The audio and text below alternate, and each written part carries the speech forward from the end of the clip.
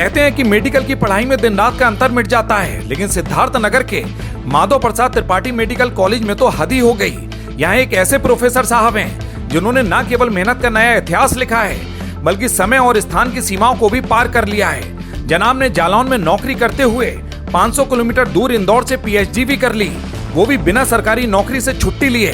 लगता है प्रोफेसर साहब के पास कोई ऐसी अलौकिक शक्ति है जिससे वो एक ही समय पर दो जगह मौजूद रह सकते हैं। देखिए हमारी खास रिपोर्ट में। सच्चाई यह है कि एसोसिएट प्रोफेसर डॉक्टर हसमतुल्लाह पर फर्जी डिग्री के जरिए परमानेंट नौकरी पाने के गंभीर आरोप लगे हैं। शिकायतकर्ता विभाग अध्यक्ष डॉक्टर नौशाद आलम का दावा है कि 2013 से 2021 तक जालौन में फुल टाइम नौकरी करने के दौरान 2018 से 2021 के बीच इंदौर के मालवांचल यूनिवर्सिटी से पीएचडी की डिग्री हासिल कर ली गई। कानून कहता है कि रेगुलर पीएचडी के लिए कैंपस में 200 दिन की फिजिकल अटेंडेंस जरूरी होती है। अब सवाल यह है कि जालौन में ड्यूटी कर रहे डॉक्टर साहब ने ये जादुई उपस्थिति कैसे दर्ज कराई, और तो और जिस मालवांचल यूनिवर्सिटी का नाम सीबीआई जांच में फर्जी डिग्रियां बांटने के लिए सामने आ चुका है, वहीं से मिली ये डिग्री अब पूरे सिस्टम के चेहरे पर तमाचा मार रही है।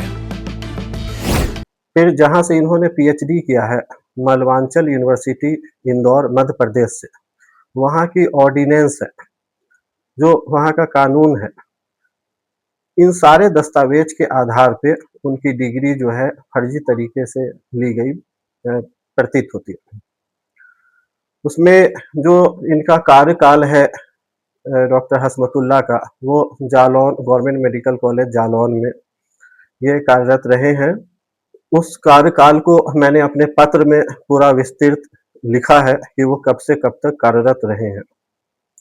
उस कार्यकाल में इन्होंने जो जालौन से आरटीआई में जवाब प्राप्त हुई है, उसमें 2017 से लेकर के 2021 तक में टोटल 12 दिन के लिए इन्होंने सीएल की आवेदन की थी, जिसमें इनके पीएचडी का जो ड्यूरेशन है 2018 से 2021, उसमें केवल एक ही दिन इन्होंने सीएल लिया है, सीएल के लिए आवेदन दिया था प्रधानाचार्य कार्यालय में। तो अब यहाँ पे क्वेश्चन ये उठता है कि उत्तर प्रदेश में जालौन मेडिकल कॉलेज से मध्य प्रदेश इंदौर में मालवांचल यूनिवर्सिटी जो 200 दिन की भौतिक उपस्थिति अनिवार्य बता रहे हैं, तो एक दिन की सीएल में कोई व्यक्ति एक ही समय में कैसे 200 दिन वहां पर उपस्थित हो सका। फिलहाल प्रमुख सचिव तक शिकायत पहुंच चुकी है और जांच की मांग उठ रही है, लेकिन बड़ा सवाल यह है कि जब नियुक्तियां हुई थीं, तब दस्तावेजों की स्क्रूटनी करने वाली सरकारी आंखें क्या सो रही थीं, या फिर उस वक्त उन आंखों पर किसी खास मेहरबानी का चश्मा चढ़ा था। अगर एक डॉक्टर अपनी डिग्री ही फर्जी लेकर घूम रहा है, तो मरीजों की जान के साथ खेलने वाले इस तंत्र का इलाज आखिर कौन करेगा। अब देखना होगा कि क्या शासन इस हाई प्रोफाइल घोटाले के असली गुनाहगारों को बेनकाब करता है, या फाइलें फिर से ठंडे बस्ते में चली जाएंगी।